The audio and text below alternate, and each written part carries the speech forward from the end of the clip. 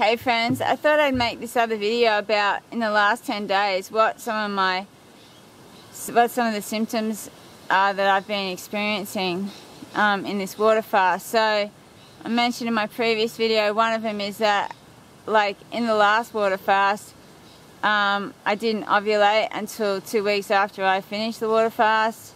So I was supposed to ovulate on the day I finished my water fast, but I ovulated 2 weeks later. This time, normally I get a positive luteinizing hormone test about day 11, 12 or 13 of my cycle. This time it's come today, which is day 15 of my cycle. I haven't been sleeping well, and I know when I was fasting in the south of France like 13 years ago, I would be up all night, I just couldn't sleep, and that's been happening this time. You know, I just cannot sleep during the night, and so not only am I weak from no food, I'm also tired from no sleep, and I'm really a cranky shit to be around. The other significant symptom is that I have been suffering from nausea and almost like a pain in my liver. You know, I might have gallstones or something. I haven't like investigated that, and normally when I'm getting like pains in my liver, I've also got nausea, and but what seems to follow after this, I've noticed this time, is I don't know if it's because like when I was fasting in the south of France 13 years ago, I never got this symptom. I never got the nausea, and I never got what I'm about to describe, but I was also just drinking water. So in these fasts, I tend to drink, like I'll get some fresh ginger and slice pieces off it and boil it up in water and drink it.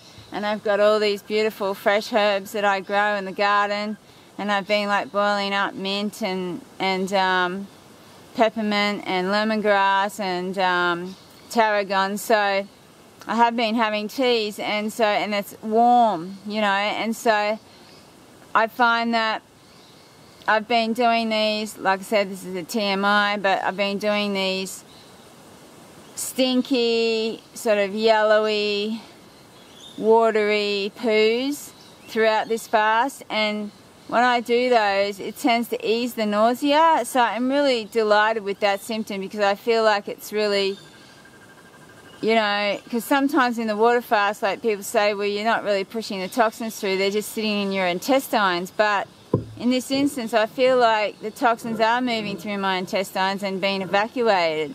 And I think that that's also facilitated by the sort of tea that I'm drinking, I suspect.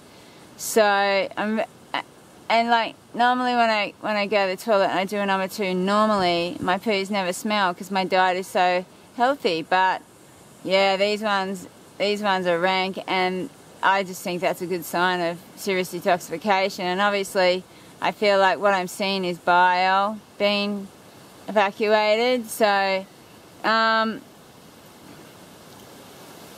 don't really have the mental capacity to concentrate on anything too hard, really. I think I was watching a documentary called Sugar versus Fat, where two twins, it's a BBC sort of episode where these two doctors that are twins, one goes on a high fat diet for a month and one goes on a high sugar diet for a month.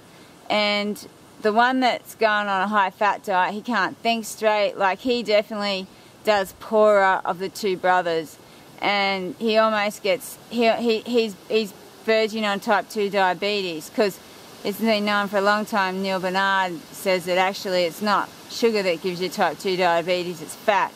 Anyway, I won't get into that. So, and the twin that goes on like a high carb, high sugar diet, which is actually just a high carb diet, like starches and fruits and vegetables, he gets a real lot healthier.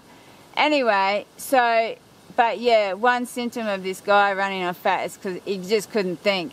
So obviously if my body's running on fat at the moment, you know, my brain's probably not thinking as efficiently as it would be on sugar. Anyway, well, I just wanted to share those symptoms with you guys. So, can't think of any others at the moment, apart from weakness. That's to be expected. But actually, my energy level was alright until about day 5, actually, surprisingly. Normally I tanked at day 3, but you know, normally I'm stuffed at day 3, but no, this time I was sort of alright until day 5. Even day 6, day 7 weren't too bad. Anyway, I was still doing some gardening and that, so... Well, thanks very much for watching. I hope you guys found this video interesting. I'll see you guys next time. I forgot to mention there's one other significant symptom that I've had in this fast that I've actually never had before while fasting. I mentioned it in another video I made recently, and that is I've had, in the earlier days, like from day 2 to day 4 or 5, I had this leg swelling, and actually I had a little bit of leg swelling yesterday too, but not as bad. So, like I said, the only time I get leg swelling when I'm not fasting is when I'm eating too many fats like avocado, coconut. I never eat oil, but, you know, sesame seeds, my body just swells, and particularly my legs. And I was thinking about it, and I was thinking, well, again, I think I mentioned this in another video, if my body's running on fat, you know, then probably fat's being released in my bloodstream and making me, giving me the same symptoms as if I was eating fat, which is then, you know, transferred to my bloodstream.